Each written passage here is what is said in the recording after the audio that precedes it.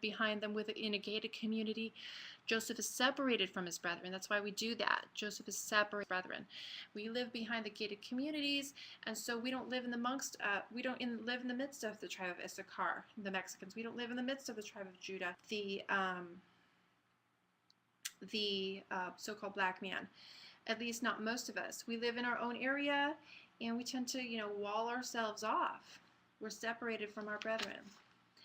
Just like Joseph, he left his brothers and he went out on his own, all by himself. Not with his brothers. He was separated. So,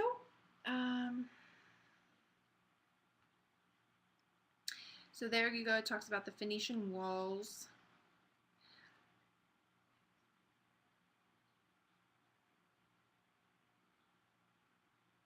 Okay, he talks about the Phoenician Navy. Okay, I'll read a little bit here from page 21. The only difficulty there is in understanding this passage is the mixture of Phoenician Navy with the ships of Tarshish. But this difficulty will disappear when we recollect that vessels of that build were preeminently suitable in long voyages and carrying large freights, which would be necessary since it is expressly stated that these voyages were so extensive as to occupy a period of 3 years. And the Phoenician ships of that time were little better than open boats, so that by dovetailing these facts, we arrive at the following proposition. That is, in connection with King Hiram, King Solomon built at Ezion-Geber a navy after the pattern of the ships of Tarshish, which were more suitable for carrying large freights, venturing on long voyages than the Phoenician triremes, and offering and manning them with Phoenician seamen, sent them to or by fear on a series of voyages which occupied a period of 3 years each. What's he talking about? He is talking about how King Hiram took gold from Ophir for King Solomon, and the voyage took 3 years. He must have been going pretty far. So, and Hiram was using the ships of Tarshish for this, and he must have been going to North America or South America for mining in that area.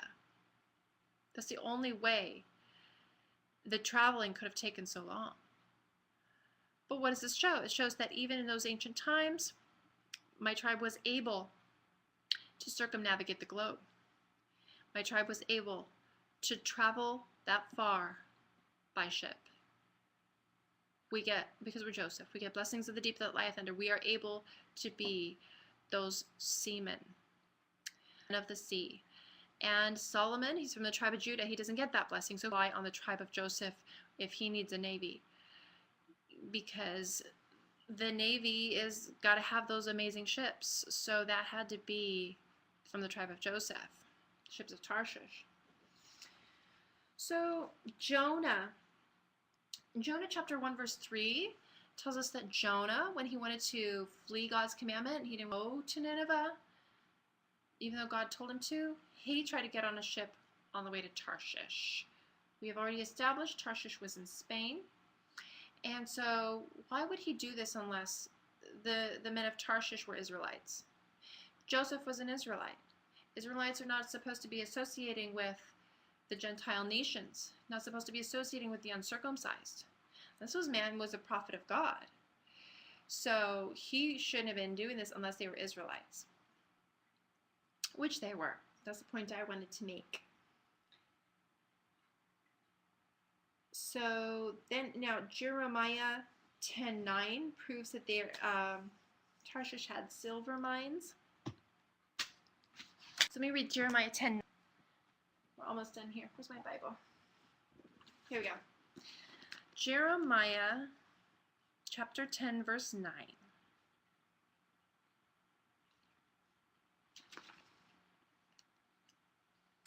It says, "Spread into plates is brought from Tarshish, and gold from Uphaz, the work of the workmen, and of the hands of the founder. Blue and purple is their clothing. They are all the work of cunning men." So Tarshish is a place of mine work. They have mine, silver and gold. So this place, Tartessus, near Cadiz, Spain, that has a history of being a Phoenician mine. That's Spaniards. That's where the ships of Tarshish were getting their gold and silver, from the mines of Tartessus, also known as Tarsis with a TH, which the Spaniards would pronounce Tarsis.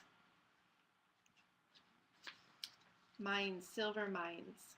And that is there in Tartessus today.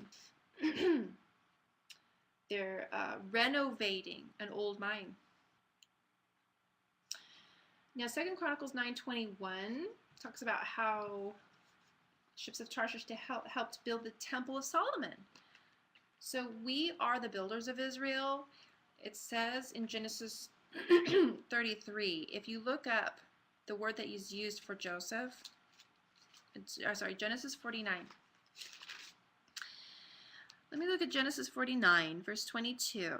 It says, Joseph is a fruitful bough, even a fruitful bough by a well, whose branches run over a wall. If you look up the Hebrew word for branches, it is bana, okay? And bana means a son who builds a nation and a family name. We are builders. That is just the skills that we have. We build. We build nations, we build cities, we build countries, we build homes, we build temples, and we helped build the Temple of Solomon. Want me to prove it? Okay, I'll prove it. It says here, as 2 Chronicles 9:21.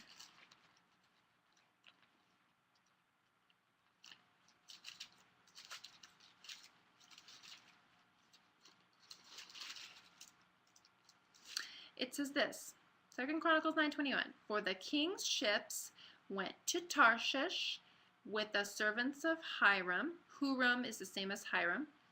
Every 3 years, once came the ships of Tarshish bringing gold and silver, ivory, and apes and peacocks. So wherever he was going, it took 3 years' journey to get there. And back. Bringing all of these amazing things. That had to be the Americas. So the ships of Tarshish worked with Hiram, okay? Who's the king's ships? It's talking about Solomon. Solomon's ships were the ships of Tarshish. And now that couldn't have been Judah, because Judah doesn't get the blessings of the deep Leviathan under. Only Joseph gets those blessings. And we already established that Tarshish was insane. So it had to be people Spaniard. And remember, don't say that can't be Israelites because the Israelites are only black and dark-skinned people. No. Don't forget, Hosea 7:8 says, Ephraim is a cake not turned because he has mixed with the people. Cake not turned is dark on one side, light on another side. It got cooked only on one side. It never got flipped. So Ephraim can be dark-skinned and light-skinned. Bible says so. Never forget it.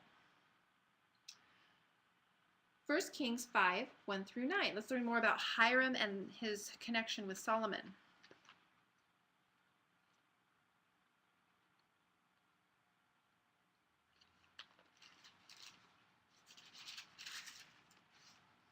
1 Kings 5:1-9. It says, and Hiram king of Tyre, I repeat, Hiram king of where? Tyre. So that means Hiram was a Phoenician. Hiram king of Tyre sent his servants unto Solomon, for he had heard that they had anointed him king in the room of his father, for Hiram was ever a lover of David. Wait a minute, it's from the king of Judah, right?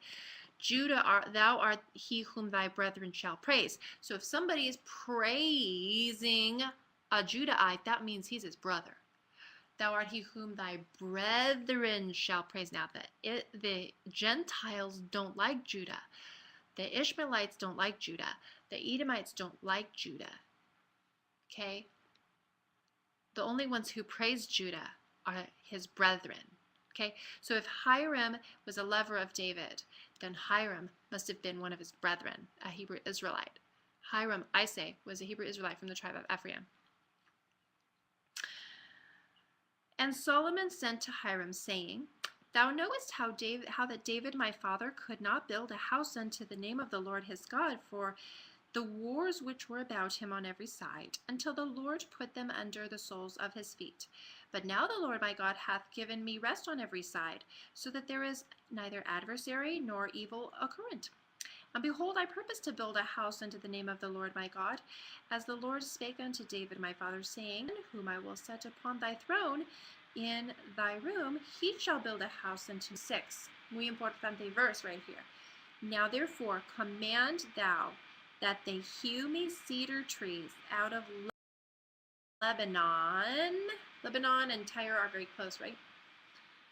And my servants shall be with thy servants, and unto thee will I give hire for thy servants according to all that thou shalt appoint. So he's trusting him to be in charge of the ones who are doing this. For thou knowest that there is not among us any that can skill to hew timber like unto the Sidonians. So he's complimenting Hiram, those of Tyre and Sidon. Remember, it says in verse 1 that Hiram is the king of Tyre, but in verse 6 he's saying that they're Sidonians. So Tyre and Sidon, same people, same place, same group, same nation. They're Phoenicians. Tyre and Sidon, we already established that. They're Phoenicians. Verse 7, it was like my tribe. So think of the Amish. Think of the lumberjacks that built America. We are the lumberjacks. We are great woodworkers.